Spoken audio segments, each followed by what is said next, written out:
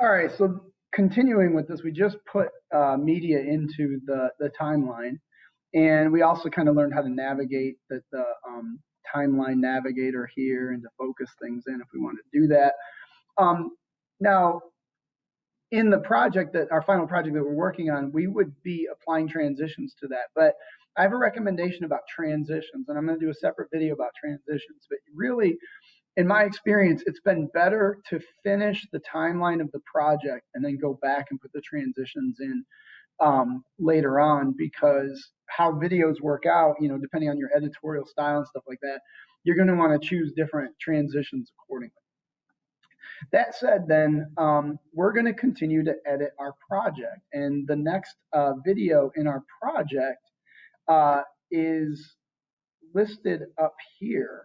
Actually, I'm going down here, and we start off in this video project with the principal out in front of Northside High School. And actually, as it turns out, it's this video right here, MAH006. So the way that you place it into the timeline is you simply click and you drag it, and then I'm going to place it right there at the tail end. And notice those two arrows, those like triangular arrows at the top, tell you that Adobe is just putting them right next to each other without issue. So now, if I actually wanted to see how that would go, I'm gonna move my head over here. If we are finishing the previous clip, so I just placed the timeline here, I clicked here, and I want to see what happens next. Let's see. And it's a hard cut.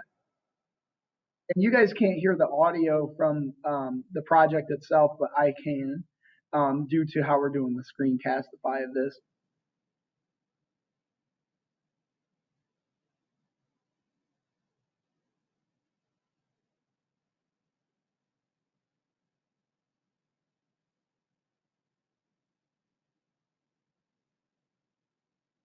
Now, as I'm watching this clip, watch how long this takes. So he's done talking, and he's walking, he's walking, he's walking, and now we have an awkward zoom in. So one of the things that we're going to do is we're going to edit this clip. It's way too long. We have too much stuff in it. So how do we edit the clip? Well, the easiest way, and I'm going to extend this thing so you can see the whole clip, is I'm going to click on this, and then I'm going to double click on the clip. 1, 2. So I double click on the clip, and you notice it takes right to the spot on the timeline that it was before. So this up here in the top left is what is known as the clip editor.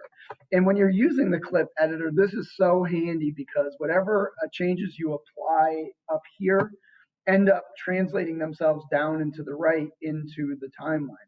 So one of the things that I mentioned is that this clip is way too long. So we want to cut it off to a point. So what I do is I watch the clip in the clip editor.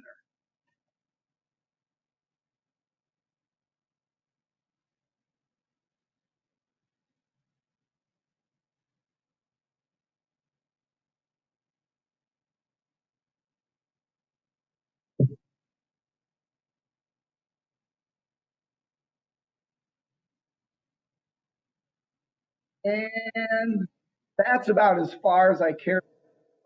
Right there, right at that frame. I'm going to move it to this frame.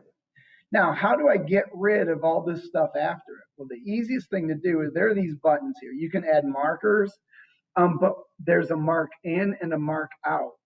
If I hit mark out, it will put the end of the clip right there, and it will edit it in the timeline too. So I'm going to click mark out. And when I did that, notice that the clip in the timeline also got changed. I'm going to hit Control Z to undo that, and just so that you saw. But when I hit mark out, if I click on this, in the lower left-hand part of the screen, this clip will shorten. So let's watch it take place. And that's how you know that it actually edited it out. So we've placed our first piece of video inside of an Adobe Premiere project, and then we use the clip editor for the first time. The clip editor can do an awful lot of other stuff too, but we'll get to that in time. The other thing that I'm going to do, and I'm going to move this down, is if I want to make sure that the timeline looks cohesive, and you have to check this every once in a while, is I'm going to hit play right there.